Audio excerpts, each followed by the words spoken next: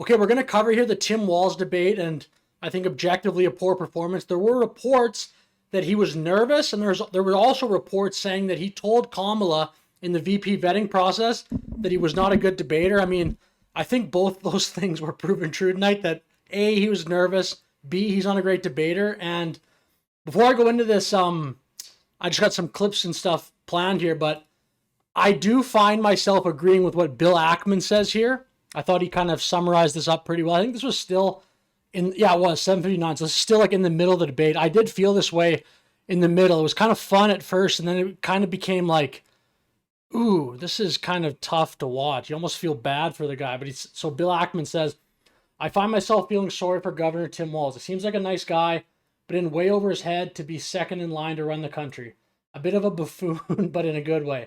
A kind man that will get his face ripped off in a negotiation. Not someone I want making consequential decisions for all Americans. And my take on this, just from like the little I've seen in this campaign, I thought this at the very beginning that Tim Walz was like this kind of aw shucks guy that talked a lot about the farmers and stuff like that. And probably in some ways he is, but I started to really not like him because he started to kind of just do the obvious virtue signaling and started to look not genuine at all. Like at first glance, I think he does look somewhat like someone that you would know, like he's a teacher, some local teacher that you used to have. I think he does have that relatable look to him and kind of the relatable mannerisms.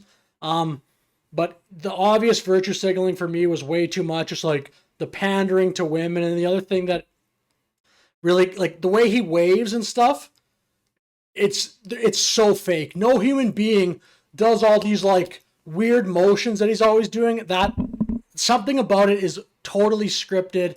He looks like he's just performing. So we'll get into this here.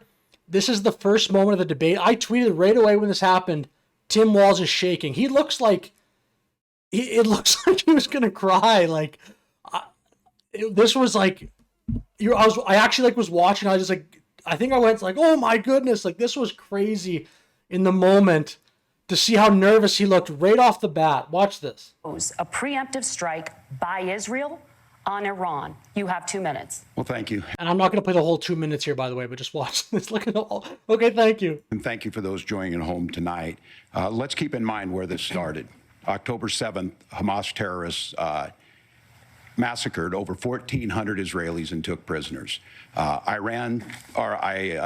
Israel's ability to be able to defend itself is absolutely fundamental. You can deflect, but he's not even deflecting, not answer the question, but he's not even giving a good speech. This is the very beginning of the debate. You should have something planned for the top of the debate. It's hostages back, fundamental, and ending the humanitarian crisis in Gaza.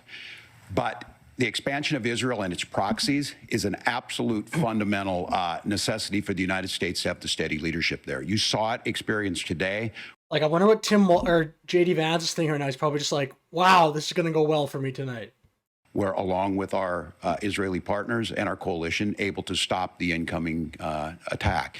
But what's fundamental here is that steady leadership is going to matter. See, like, he's not even saying anything. What's fundamental here is steady leadership is going to matter. He's just going like this is right at the beginning of the debate, automatically and immediately spiraling. And then look at this next one here.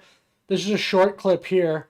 Someone else caught this. I don't even know when he said this in the debate, but it makes for a pretty wild soundbite. Listen to this. I've become friends with school shooters. I've seen it. Look, the NRA, I've become. Like, he clearly did not mean to say that, but listen to that again. I've become friends with school shooters. I've seen it. Look. I'd become friends with school shooters. What are you talking about? So that's obviously just like a complete slip up. That looked to me like throughout the debate, he was just struggling to get through the answers. It looked like in the middle, he was sad. It looked like it settled in that he wasn't doing very well. And he was just like, he definitely looked in the middle like he did not want to be there. His last maybe third of the debate too, I think Megyn Kelly pointed this out on her show, he was almost like agreeing. He did a little bit better maybe because I think JD Vance kind of used it to his advantage to become more like diplomatic and look more nice, because he started giving Tim Walz compliments and then Tim Walz was giving JD Vance compliments back, but almost from a place of weakness to just be like dude, lay off. Like, you've won. Just let me go here. Let's quit going at each other because it's not going well for me. And that, to be honest, might have been Tim Walz's biggest mistake of the night, because the media has tried to paint JD Vance as this like fringe kind of extreme character. And when Tim Walz is up there saying, "Oh, I agree with a lot of what you said. Oh, that's a good point," and stuff like that, JD Vance, like, I don't know if he did that on purpose, probably. The JD Vance did unbelievable in this debate. So let's watch this part here. This is where Tim Walz, he just like says nothing here when he gets called out on his trip to Tiananmen Square. I think are the values that people care about. Governor, just to follow up on that, the question was, can you explain the discrepancy? All I said on this is I got there that summer and misspoke on this. So I will just, that's what I've said. So I was in Hong Kong and China during the democracy protests went in.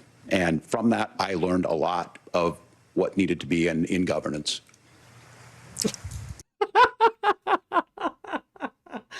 I misspoke. That's like with the grammar when he talked about being in a war zone, or having like whatever he said about like having carried weapons in a war zone. Oh, my grammar. Like, what? You didn't conjugate, you didn't put the verb in front of like the noun correctly, so you just said something completely untrue and you could blame it on your grammar. That's like this. I misspoke, and then just completely freezes. Just deer in the headlights. Just I learned a lot about China. I learned a lot about governance. Just said nothing. And then even at the end here, even CNN, this clip is from CNN, even they basically concede this debate to Vance.